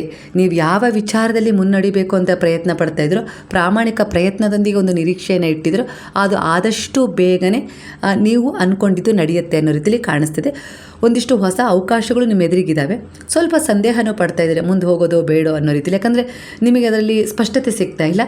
ಕಣ್ಮುಚ್ಚಿ ಬಾಬಾರವರನ್ನ ಸ್ಮರಣೆ ಮಾಡಿ ಆ ವಿಚಾರದಲ್ಲಿ ಒಂದು ಪ್ರಶ್ನೆಯನ್ನು ಕೇಳಿ ಶಾಂತವಾಗಿ ಧ್ಯಾನದಲ್ಲಾಗಿರ್ಬೋದು. ಖಂಡಿತ ನಿಮ್ಮ ಆತ್ಮಸಾಕ್ಷಿ ಅದರಲ್ಲಿ ಮುಂದೆ ಹೋಗು ಅಂದರೆ ನೀವು ಮುಂದುವರಿರಿ, ಬೇಡ ಅಂದರೆ ಅದೆಂಥದೇ ಅವಕಾಶ ನಿಮ್ಮ ಎದುರಿಗಿದ್ರು ಅದನ್ನು ತಿರಸ್ಕರಿಸಿ ಅನ್ನೋ ರೀತಿಯಲ್ಲಿ ಬರ್ತಿದೆ. ಯಾಕಂದರೆ ಕೆಲವರು ಈ ಗೊಂದಲದಲ್ಲಿದ್ದಾರೆ, ಇದರಲ್ಲಿ ನಿಮಗೆ ಕ್ಲಾರಿಟಿ ಸಿಗೋದಿಲ್ಲಪ್ಪ. ಧ್ಯಾನದಲ್ಲಿ ಮನಸ್ಸು ತುಂಬ ಚಂಚಲತೆ ಇದೆ, ತುಂಬ ಗೌಜಾಗ್ಬಿಡುತ್ತೆ, ನನಗೆ ಅದರಲ್ಲಿ ಸ್ಪಷ್ಟತೆ ಕಾಣೋದಿಲ್ಲ ಅಂದರೆ 2 ಚೀಟಿಗಳನ್ನು ಬರೆದು ಬಾಬಾರವರ ಪಾದಗಳಲ್ಲಿ ಇಟ್ಟು ಒಂದು ಪುಟ್ಟ ಮಗುವಿನ ಕೈಯಲ್ಲಿ ಆ ಚೀಟಿಯನ್ನು ತೆಗೆಸ್ಬಿಟ್ಟು ಅದರಲ್ಲಿ ಏನು ಬಂದಿದೆಯೋ ಅದರ ಪ್ರಕಾರ ನಡ್ಕೊಳ್ಳಿ ಅನ್ನೋ ರೀತಿಲೂ ಇಲ್ಲೊಂದು ಸೂಚನೆ ಸಿಗ್ತಾ ಇದೆ ಸಂಕೇತದ ಮೂಲಕ. ಹಾಗೆ ಇಲ್ಲಿ 333 ನಂಬರ್ಸ್, 444 ನಂಬರ್ಸ್ ಸಿಗ್ತಾ ಇದೆ. ಅಂದರೆ ಇಲ್ಲಿ ನೀವು 5 ವರ್ಷಗಳ ನಂತರ ಮತ್ತು 5 ವರ್ಷ, 6 ವರ್ಷ, 7 ವರ್ಷ ಇಷ್ಟು ವರ್ಷಗಳಲ್ಲಿ ಮಾಡುವ ಸಾಧನೆಯನ್ನು ನೀವು ಒಂದೇ ವರ್ಷ ಮಾಡ್ತೀರಾ ಅನ್ನೋ ರೀತಿಯಲ್ಲಿ ಬರ್ತದೆ. ಇಲ್ಲಿಂದ ಕೌಂಟಿಂಗ್ ಶುರುವಾಗುತ್ತೆ, ಮಾಡ್ತೀರಾ. ನೀವು ಅಂದ್ಕೊಳ್ತೀರಾ ಆಮೇಲೆ, ಅಯ್ಯೋ ನಾನು 5 ವರ್ಷ ಆಗುತ್ತೆ ಅಂದ್ಕೊಂಡಿದ್ದೆ, ಆದರೆ ಇದೇನಿದು ಒಂದೇ ವರ್ಷದಲ್ಲಿ ಪೂರ್ಣಗೊಳ್ತಿದೆ ಅನ್ನೋ ರೀತಿಯಲ್ಲಿ ಸಾಧನೆ ಮಾಡ್ತೀರಾ ಅನ್ನೋ ರೀತಿಯಲ್ಲಿ ಬರ್ತದೆ. 3344 ಇದು ಈ ರೀತಿ ಬ್ಲೆಸ್ಸಿಂಗ್ ಕೊಡ್ತಾ ಇದೆ. ಅಂದರೆ ನೀವು ಅಸಂಭವ ಅಂದ್ಕೊಂಡಿದ್ರೆ ಅದನ್ನು ಸಂಭವವಾಗಿಸುತ್ತೆ. ನೀವು ತುಂಬ ವಿಳಂಬ ಆಗುತ್ತೆ ಕೆಲಸ ಅಂದ್ಕೊಂಡಿದ್ರೆ ಅದು ಬೇಗನೆ ಆಗುತ್ತೆ. ಅಂದರೆ ಯಾವುದೋ ಒಂದು ಪ್ರಾಜೆಕ್ಟ್ ವಿಚಾರ ಆಗಿರ್ಬೋದು, ಇಲ್ಲ ಪ್ರೊಫೆಷನಲ್ ಲೈಫಲ್ಲಿ ಮುಂದುವರಿಬೇಕು ಅಂತ ಹೇಳಿ ಅಂದ್ಕೊಂಡಿದ್ದೀರಾ ಆ ವಿಚಾರ ಆಗಿರ್ಬೋದು. ಅಂದರೆ ನೀವು ಇನ್ನೂ ತಯಾರಿ ಮಾಡ್ಕೊಳ್ತಾ ಇರ್ತೀರ, ಅದು ಆಗಲೇ ಸಿದ್ಧತೆ ಆಗಿಬಿಟ್ಟಿರುತ್ತೆ. ಅಂದರೆ ಅದು ನಿಮ್ಮನ್ನು ಕರೆಯುತ್ತೆ ಕೈ ಚಾಚಿ ಅನ್ನೋ ರೀತಿಲಿ ಬದಲಾವಣೆ ಕಾಣುತ್ತೆ. ಇದರಿಂದ ನೀವು ತುಂಬ ಖುಷಿಯಾಗುತ್ತೆ. ಅಂದರೆ 6 ತಿಂಗಳಾಗುತ್ತೆ, ವರ್ಷ ಆಗುತ್ತೆ, ಇಲ್ಲ 5 ವರ್ಷ ಆಗುತ್ತೆ ಅಂತ ಹೇಳಿ ಅಂದ್ಕೊಂಡಿದ್ದೆ, ಇದೇನಿದು ಒಂದೇ ವರ್ಷದಲ್ಲಿ ಮುಗಿದೋಯ್ತು, ಇದೇನಿದು ಒಂದೇ ತಿಂಗಳಲ್ಲಿ ನನಗದು ಕರೆ ಬಂತು ಅನ್ನೋ ರೀತಿಲಿ ಆಗ್ಬೋದು. ವಿದೇಶಕ್ಕೂ ಕೂಡ ಹೋಗ್ತೀರಾ ಅನ್ನೋ ರೀತಿಲಿ ಕೆಲವರಿಗೆ ಇಲ್ಲಿ ಎನರ್ಜಿ ಕನೆಕ್ಟ್ ಆಗ್ತಿದೆ. ಖಂಡಿತ ಹೋಗ್ತೀರಾ, ಅದು ವಿದ್ಯಾಭ್ಯಾಸದ ಕುರಿತಾಗಿರ್ಬೋದು, ಇಲ್ಲ ಮದುವೆಯಾಗಿರ್ಬೋದು, ಇಲ್ಲ ಅಂದರೆ ಕೆಲಸದ ನಿಮಿತ್ತ ಕೂಡ ನೀವು ಹೋಗ್ತೀರಾ ಅನ್ನೋ ರೀತಿಲಿ 3 ಎನರ್ಜಿಗಳು ಕನೆಕ್ಟ್ ಆಗ್ತದೆ. ಈ ಅಕ್ಷರಗಳು 333 ಹಾಗೆ 444 ಈ ನಂಬರ್ಸ್ ಕಾಣಿಸಿದಾಗ ಏಂಜಲ್ಸ್ ಸಂಖ್ಯೆ ಕೊಡ್ತಾ ಇದೆ. ಇದು ಸೂಚನೆ ಕೊಡ್ತಾ ಇದೆ ನಿಮಗೆ. ಅಂದರೆ ಏನೋ ನಿಮ್ಮ ಜೀವನದಲ್ಲಿ ಒಂದು ಮಹತ್ತರವಾದ ತಿರುವು, ಒಂದು ಬದಲಾವಣೆ ಆಗೋದಿದೆ. ಅದು ನಿಮ್ಮ ಕನಸಾಗಿತ್ತು, ಇಲ್ಲವೇ ಅದು ಆಕಸ್ಮಿಕವಾಗಿ ಬರುವ ನಿಮ್ಮ ಭಾಗ್ಯದ ಒಂದಿಷ್ಟು ಏನು ಪುಣ್ಯ ಡಿಸರ್ವ್ ಮಾಡಿದ್ದೀರಲ್ಲ ಅದು ಕೊಡೋದಾಗಿದೆ ಅನ್ನೋ ರೀತಿಲಿ ಕಾಣಿಸ್ತದೆ. ದಿಢೀರನೇ ನೀವು ಹೊರಟು ಬಿಡ್ತೀರಾ, ಈ ರೀತಿ ಒಂದು ಚೇಂಜಸ್ ಕಾಣಿಸ್ತಾ ಇದೆ. ಅಂದರೆ ಇದರ ಅರ್ಥ ಹೊಸ ಒಂದಿಷ್ಟು ಅವಕಾಶಗಳು ನಿಮ್ಮನ್ನು ಹುಡುಕಿ ಬರ್ತವೆ, ಈಗಾಗಲೇ ಬಂದು ನಿಂತಿದ್ದಾವೆ. ನಿಮಗೆ ಸ್ವಲ್ಪ ಸ್ಪಷ್ಟತೆ ತಗೊಳ್ಳೋದು ಕಷ್ಟ ಆಗ್ತದೆ. ಹಾಗಾಗಿ ಈ ರೀತಿಯಾಗಿ ಒಂದು ಸ್ಪಷ್ಟತೆಯನ್ನು ತಗೊಳ್ಳಿ. ಒಂದಿಷ್ಟು ಆರ್ಥಿಕ ವಿಚಾರಗಳು ಒಂದಿಷ್ಟು ನಿಮಗೆ ಪರಿಹಾರ ಕಾಣ್ತವೆ ಅನ್ನೋ ರೀತಿಯಲ್ಲಿ ಬರ್ತದೆ. ಒಬ್ಬರಿಂದ ಸಹಾಯ ಕೂಡ ಸಿಗ್ಬೋದು. ಆ ಸಹಾಯವನ್ನು ಸ್ವೀಕರಿಸಿ ಅಂತಲೇ ಬರ್ತದೆ. ಮುಂದೆ ಏನಾಗುತ್ತೆ ಅಂತ ಹೇಳಿ ಚಿಂತೆ ಮಾಡಬೇಡಿ. ಈಗ ಒಂದಿಷ್ಟು ಸಹಾಯ ಒಬ್ಬರಿಂದ ನಿಮಗೆ ಸಿಗುತ್ತೆ, ಅದನ್ನು ಸ್ವೀಕರಿಸಿ. ಮುಂದೆ ಏನಾಗುತ್ತೆ ಅನ್ನೋ ಚಿಂತೆ ನೀವು ಮಾಡೋದು ಬೇಡ. ನನಗೆ ಅದನ್ನು ಸಮರ್ಪಣೆ ಮಾಡಿ ನಾನು ಅದಕ್ಕೆ ಪರಿವರ್ತನೆ ತರ್ತೀನಿ ಅನ್ನೋ ರೀತಿಯಲ್ಲಿ ಗುರು ಹೇಳ್ತಿದ್ರೆ, ಅಂದರೆ ಸಂದೇಹ ಪಟ್ಟು ನೋಡಬೇಡಿ, ಆ ಸಹಾಯವನ್ನು ಸ್ವೀಕರಿಸಿ ಅನ್ನೋ ರೀತಿಯಲ್ಲಿ ಬರ್ತದೆ. ಈಗ ಅದರ ಅವಶ್ಯಕತೆ ನಿಮಗಿದೆ, ಅದನ್ನು ಸಹಾಯವನ್ನು ಬಳಸ್ಕೊಳ್ಳಿ. ನಂತರ ಅದು ಒಳ್ಳೆಯ ರೀತಿಲಿ ನೀವು ಅದನ್ನು ಪರಿವರ್ತನೆ ಮಾಡ್ಕೊಳ್ಳೋಕೆ ನಾನು ದಾರಿ ತೋರಿಸ್ತೀನಿ ಅನ್ನೋ ರೀತಿಯಲ್ಲಿ ಇಲ್ಲಿ ಬಾಬಾ ಹೇಳ್ತಿದ್ರೆ. ಹಾಗೆ ಒಂದಿಷ್ಟು ಮಾನಸಿಕ ಮತ್ತು ಕುಟುಂಬದ ವಿಷಯಗಳಲ್ಲಿ ಉತ್ತಮ ಬೆಳವಣಿಗೆ ನೀವು ಕಾಣ್ತೀರಾ. ಅಂದರೆ ಒಂದಿಷ್ಟು ಮಾನಸಿಕವಾಗಿ ನಿಮಗೆ ತುಂಬ ನೋವಾಗಿದೆ, ಆಘಾತನೇ ಆಗಿರ್ಬೋದು, ಕೆಲವೊಂದು ವಿಚಾರಗಳು ಆಕಸ್ಮಿಕವಾಗಿ ಒಂದಿಷ್ಟು ಆಸ್ಪತ್ರೆಗೆ ಸೇರುವಂಥ ವಿಚಾರ ಆಗಿರ್ಬೋದು, ಇಲ್ಲ ಯಾವುದೋ ಒಂದು ದಿಢೀರನೇ ಒಂದಿಷ್ಟು ಸಮಸ್ಯೆಗಳು ಎದುರಾಗಿದ್ದು, ಕಳ್ಕೊಂಡಿದ್ದು, ಇವೆಲ್ಲವೂ ನಿಮಗೆ ಒತ್ತಡ ತಂದಿದೆ. ಆದರೆ ಇಲ್ಲಿ ಗುರು ಹೇಳ್ತಿದ್ರೆ ಆಗೋದು ಏನಿದ್ರು ಅದನ್ನು ತಡೆಯೋಕ್ಕಾಗೋದಿಲ್ಲ, ಆದರೆ ಪರಿವರ್ತನೆ ಖಂಡಿತ ಸಿಗುತ್ತೆ. ಹಾಗಾಗಿ ಆ ಪರಿವರ್ತನೆಯನ್ನು ಧೈರ್ಯವಾಗಿ ಎದುರಿಸಬೇಕು. ನಾನು ನಿನ್ನ ಜೊತೆಗಿದ್ದೀನಿ, ನೀನು ಸೋಲು ಒಪ್ಕೊಳ್ಳೋ ಹಾಗಿಲ್ಲ. ಅದು ನಿಮ್ಮ ಮಕ್ಕಳ ವಿಚಾರದಲ್ಲೇ ಆಗಿರ್ಬೋದು, ಒಂದಿಷ್ಟು ಗಡಿಬಿಡಿ ಆಗಿಬಿಟ್ಟಿದೆ, ಒಂದಿಷ್ಟು ನೀವು ಅಂದ್ಕೊಂಡೇ ಇರಲಿಲ್ಲ, ನಿರೀಕ್ಷೆ ಮಾಡಿರಲಿಲ್ಲ, ಅಂಥದ್ದು ಘಟನೆಗಳು ನಡೆದುಬಿಟ್ಟಿದೆ. ಅದರಿಂದ ನೀವು ಇದ್ದಕ್ಕಿದ್ದ ಹಾಗೆ ಒಂದಿಷ್ಟು ಒತ್ತಡಕ್ಕೆ ಜಾರಿಬಿಟ್ಟಿದ್ದೀರಾ ಅನ್ನೋ ರೀತಿಯಲ್ಲಿ ಓವರ್ ಥಿಂಕಿಂಗ್ ಕೂಡ ಮಾಡಬಹುದು ಅನ್ನೋ ರೀತಿಲಿ ಬರ್ತದೆ. ಅಂದರೆ ಮಾಡ್ತಾ ಇದ್ದೀರಾ ಅನ್ನೋ ರೀತಿಲಿ, ಅಂದರೆ ಮುಂದೇನು ಹೀಗಾಯಿತು ನಾನು ಅಂದ್ಕೊಂಡಿರಲಿಲ್ಲ ಅನ್ನೋ ರೀತಿಲಿ ಪ್ರಶ್ನೆಯನ್ನು ಮಾಡ್ತಾಯಿದ್ದೀರಾ. ಯಾಕಂದರೆ ನಿಮ್ಮ ಕೈಯಲ್ಲಿ ಏನೂ ಇಲ್ಲ, ಇಲ್ಲಿ ಭಗವಂತನ ಕೈಯಲ್ಲೇ ಇರೋದು, ಕರ್ಮ ಮಾತ್ರ ನಿಮ್ಮ ಕೈಯಲ್ಲಿರೋದು. ಹಾಗಾಗಿ ಅದು ಅವರ ಕರ್ಮ ಮತ್ತು ನಿಮ್ಮ ಕರ್ಮ, ಅವರ ಕರ್ಮದಲ್ಲಿ ಏನು ನಡಿಬೇಕಾಗಿತ್ತು ಅದು ನಡೀತಾ ಇದೆ. ಆದರೆ ನೀವು ಅವರಿಗೆ ಕನೆಕ್ಷನ್ ಆಗಿದ್ದೀರಾ, ತಾಯಿಯಾಗಿ, ತಂದೆಯಾಗಿ, ಅಕ್ಕ ತಮ್ಮ ಇಂಥ ಸಂಬಂಧಗಳಲ್ಲಿ. ಹಾಗಾಗಿ ಅದು ನಿಮಗೆ ನೋವು ಕೊಡ್ತಾ ಇದೆ. ಅವರ ವಿಚಾರದಲ್ಲಿ ಪರಿವರ್ತನೆ ಬೇಕು ಅಂದರೆ ನೀವು ಅವರ ಪರವಾಗಿ ಏನಾದರೂ ಒಂದು ಸೇವೆ ಮಾಡಿ ಅನ್ನೋ ರೀತಿಯಲ್ಲಿ ಬರ್ತದೆ. ಒಂದು 5 ದಿನಗಳ ಕಾಲ ಯಾವುದಾದ್ರೂ ದೇವಸ್ಥಾನವನ್ನು ಗುಡಿಸಿ ಸಾರಿಸೋ ಕೆಲಸವನ್ನು ಮಾಡ್ಬೋದು. ಇಲ್ಲಾಂದರೆ ಯಾರಿಗಾದರೂ ನಿಸ್ಸಹಾಯಕರಿಗೆ ಕೈಕಾಲು ನೋವು ಇಂಥ ಒಂದು ಇರ್ತಾರಲ್ಲ, ಅವರಿಗೊಂದಿಷ್ಟು ಆ ನೋವಿನ ಎಣ್ಣೆಗಳನ್ನು ಕೊಡಿಸೋದಾಗಿರ್ಬೋದು.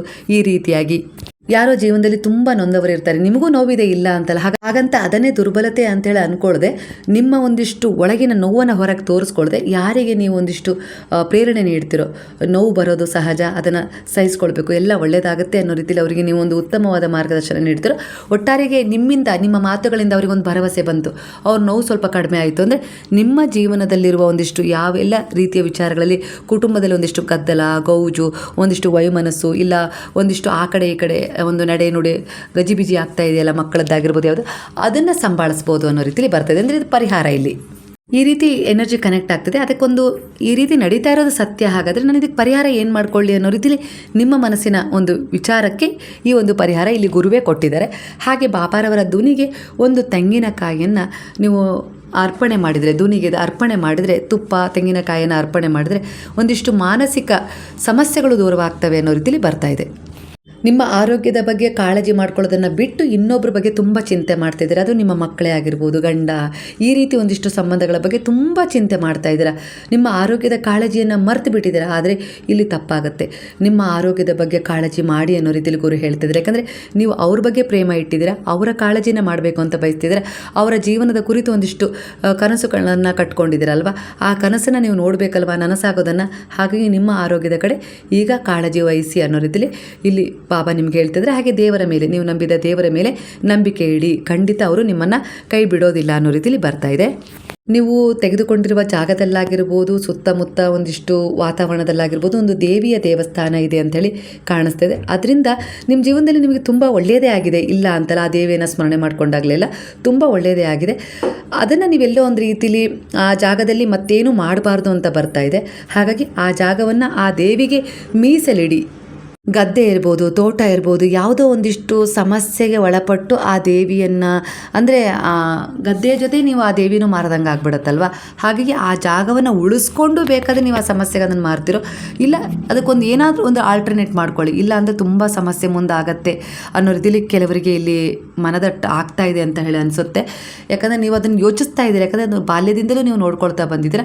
ಎಲ್ಲೋ ಒಂದು ರೀತಿಯಲ್ಲಿ ಈಗಿನ ಒತ್ತಡಕ್ಕೆ ಸಿಕ್ಕಾಕ್ಕೊಂಡು ನಿಮ್ಮ ಮಕ್ಕಳ ಒಂದು ವಿಚಾರ ಪರಿವರ್ತನೆಗೋಸ್ಕರ ಆಗಿರ್ಬೋದು, ಅವರ ಭಾವನಾತ್ಮಕವಾಗಿ ಆ ವಿಚಾರಕ್ಕೆ ಸ್ಪಂದಿಸದೇ ಇರ್ಬೋದು, ನೀವು ಸ್ಪಂದಿಸಿದಿರಲ್ವ.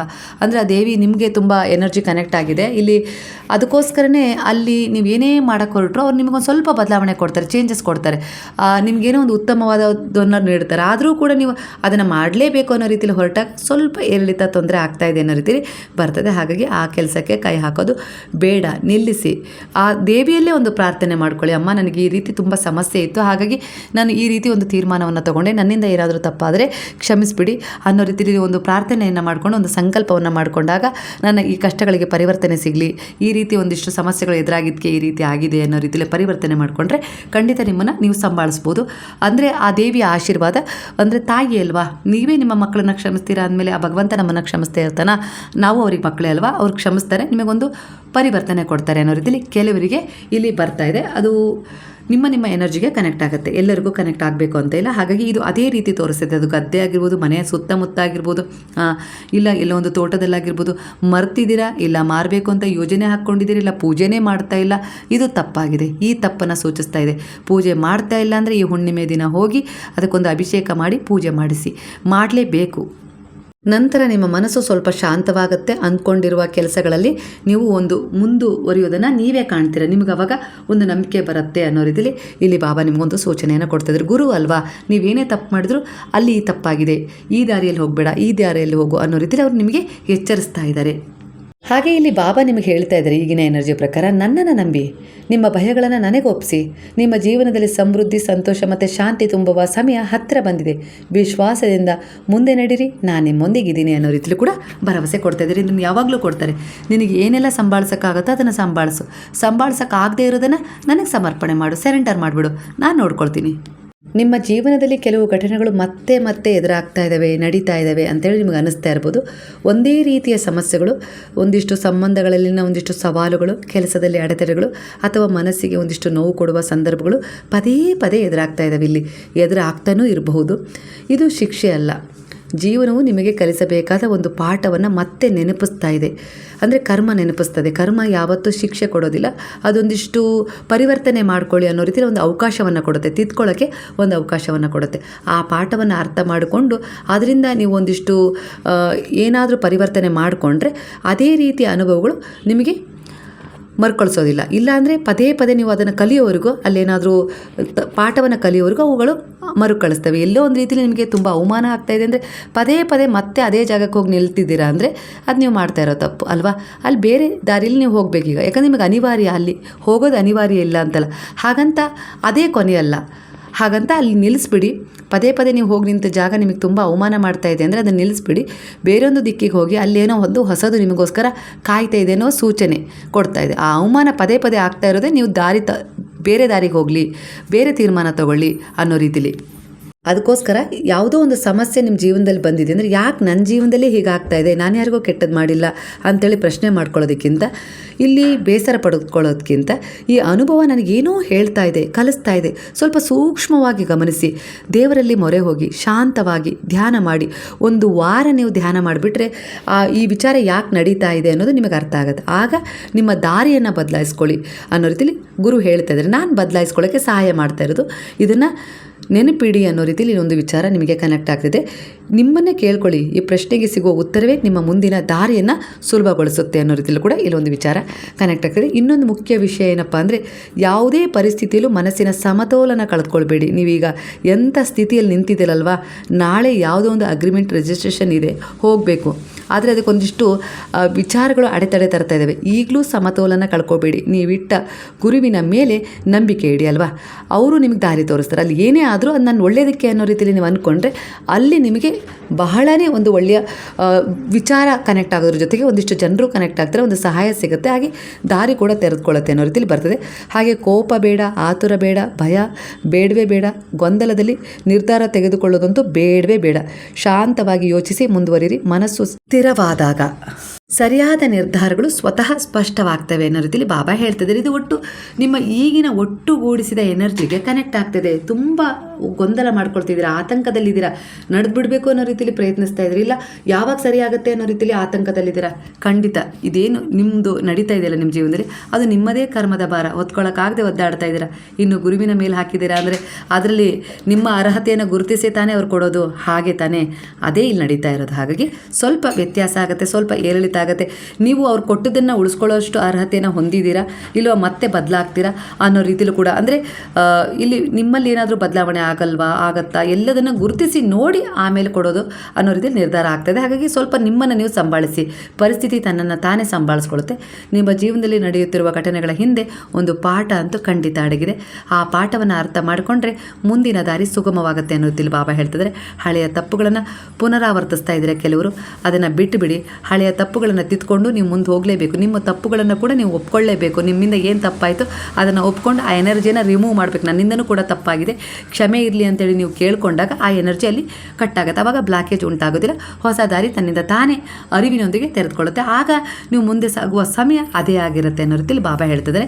ದೇವರ ಮೇಲೆ ನಂಬಿಕೆ ಇಟ್ಟು ಧೈರ್ಯ ಮತ್ತು ತಾಳ್ಮೆಯಿಂದ ಜೀವನವನ್ನು ಎದುರಿಸಿ. ಈಗಿರುವ ಪರಿಸ್ಥಿತಿ ತುಂಬ ಕ್ಲಿಷ್ಟವಾಗಿದೆ, ನಾನು ನಿನ್ನ ಜೊತೆಗೇ ಇದ್ದೀನಿ, ಆದರೆ ನಿನಗೆ ಕಾಣಿಸ್ತಾ ಇಲ್ಲ, ನಿನಗೆ ಸಹಾಯ ಮಾಡ್ತಾ ಇದ್ದೀನಿ, ಪರಿಪೂರ್ಣವಾಗಿ ನಾನು ನಿನ್ನ ಜೊತೆಗೆ ನಿಂತಿದ್ದೀನಿ, ಆದರೆ ನೀನು ತುಂಬ ಕಷ್ಟದಲ್ಲಿದೆಯಾ, ನಾನು ನಿನ್ನ ಜೊತೆಗಿದ್ದೀನಿ.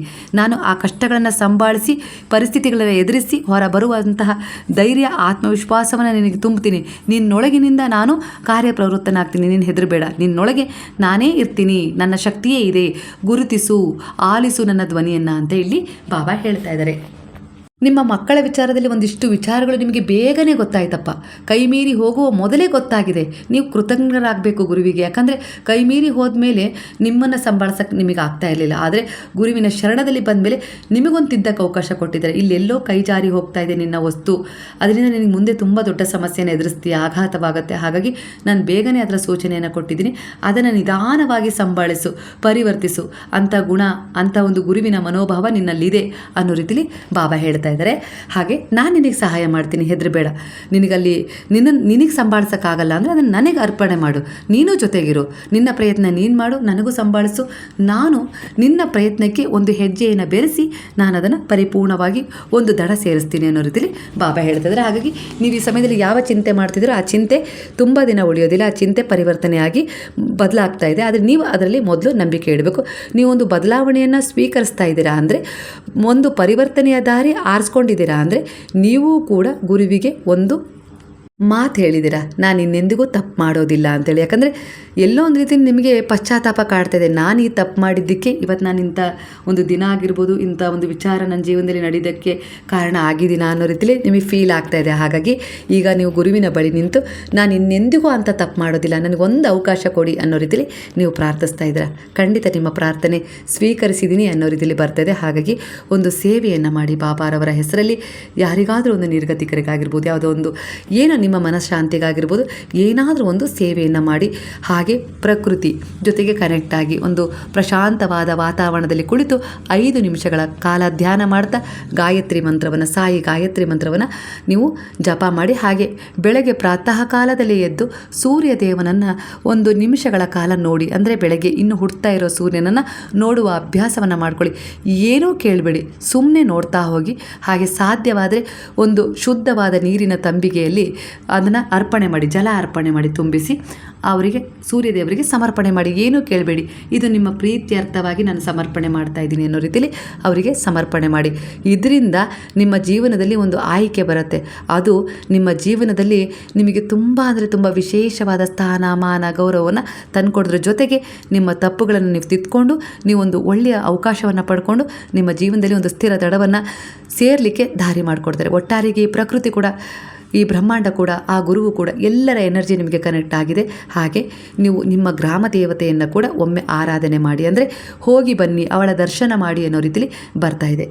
ಗುರು ಪೂರ್ಣಿಮೆಯ ದಿನ ನೀವು ಹುಣ್ಣಿಮೆ ಬರ್ತಾ ಇದೆಯಲ್ಲ, ಆ ದಿನ ನಿಮ್ಮ ತಂದೆ ತಾಯಿಗೆ ಏನಾದರೂ ಪ್ರೀತಿಯ ಒಂದು ವಸ್ತುವನ್ನು ಕೊಡಿ. ಅವರಿಗೆ ಒಂದು ಏನು ಅವರಿಗೆ ಇಷ್ಟ ಆಗೋ ಒಂದು ಪದಾರ್ಥ ನಿಮ್ಮ ಕೈಯಾರೆ ಮಾಡಿ ತಿನ್ನಿಸೋದಾಗಿರ್ಬೋದು, ಅವರಿಗೆ ಇಷ್ಟವಾದದ್ದು ಹೂವು ಆಗಿರ್ಬೋದು, ಒಂದು ಬೆಳ್ಳಿಯ ವಸ್ತು ಆಗಿರ್ಬೋದು, ಸೀರೆ ಆಗಿರ್ಬೋದು, ಇಂಥದನ್ನು ಕೊಡಿ. ಅಂದರೆ ಎಲ್ಲೆಲ್ಲೋ ಹೋಗಿ ದಾನ ಧರ್ಮ ಮಾಡ್ತೀರಾ, ಆದರೆ ನಿಮ್ಮನೇಲಿರೋ ತಂದೆ ತಾಯಿನೇ ಮರೆತು ಬಿಡ್ತೀರಾ. ಹಾಗಾಗಿ ಅದನ್ನು ಮಾಡಬೇಡಿ ಅನ್ನೋ ರೀತಿಯಲ್ಲಿ ಬರ್ತಾ ಇದೆ.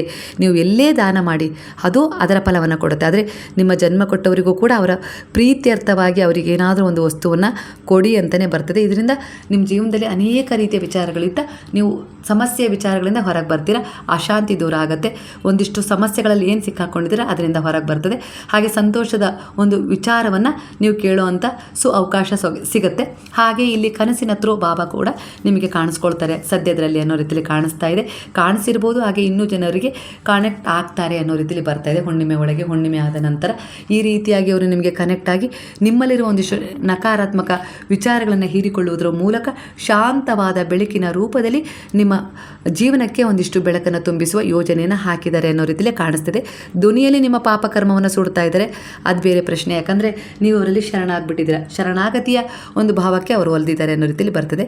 ಇವತ್ತಿನ ಎನರ್ಜಿ ನಿಮಗೆ ಕನೆಕ್ಟ್ ಆಗಿ ನಿಮ್ಮನ್ನು ನೀವು ಸಂಭಾಳಿಸ್ಕೊಳ್ಳೋಕ್ಕೆ, ಹಾಗೆ ನಿಮ್ಮ ತಪ್ಪುಗಳನ್ನು ತಿದ್ಕೊಳ್ಳೋಕ್ಕೆ, ಹಾಗೆ ಒಂದಿಷ್ಟು ಪರಿವರ್ತನೆ ಕಂಡುಕೊಳ್ಳೋಕ್ಕೆ, ಪರಿಹಾರಗಳನ್ನು ಮಾಡ್ಕೊಳ್ಳೋಕ್ಕೆ ಇದು ನಿಮಗೊಂದು ಒಂದು ಅವಕಾಶವನ್ನು ನೀಡಿದೆ ಅನ್ನೋ ರೀತಿಯಲ್ಲಿ ಬರ್ತದೆ. ನಿಮ್ಮ ಎನರ್ಜಿ ಈ ಎನರ್ಜಿಗೆ ಕನೆಕ್ಟ್ ಆಗಿ ನಿಮಗೆ ಗುರುವು ಏನಾದರೂ ಮಾರ್ಗದರ್ಶನ ಮಾಡಿದರೆ, ನೀವು ನಂಬಿದ ದೇವರು ನಿಮ್ಮನ್ನು ಕೈ ಬಿಡೋಲ್ಲ ಅನ್ನೋ ನಂಬಿಕೆ ನಿಮಗಿದೆ ಅಂದರೆ ಖಂಡಿತ ಪರಿವರ್ತನೆ ಸಾಧ್ಯ. ಗುರುವಿಗೆ ಕೃತಜ್ಞತಾಪೂರ್ವಕವಾಗಿ ಸಾಯಿರಾಮ್ ಅಂತೇಳಿ ಕಮೆಂಟ್ ಮಾಡೋದನ್ನು ಮರಿಬಿಡಿ. ಯಾಕಂದರೆ ಅವರು ನಿಮಗೆ ಇಷ್ಟೊತ್ತು ಮಾರ್ಗದರ್ಶನ ಮಾಡಿದರೆ ಕೃತಜ್ಞತಾಪೂರ್ವಕವಾಗಿ ಅವರಿಗೊಂದು ಕೃತಜ್ಞತೆಯನ್ನು ಸಲ್ಲಿಸಿ. ಹಾಗಾದರೆ ಎಲ್ಲರೂ ಸೇರಿ ಹೇಳೋಣವಾ? ಹರೇ ರಾಮ ರಾಮ ರಾಮ ಹರೇ ಹರೇ, ಹರೇ ಕೃಷ್ಣ ಕೃಷ್ಣ ಕೃಷ್ಣ ಹರೇ ಹರೇ, ಹರೇ ಸಾಯಿ ಸಾಯಿ ಸಾಯಿ ಹರೇ ಹರೇ, ಹರೇ ಬಾಬಾ ಬಾಬಾ ಬಾಬಾ ಹರೇ ಹರೇ, ಹರೇ ದತ್ತ ದತ್ತ ದತ್ತ ಹರೇ ಹರೇ.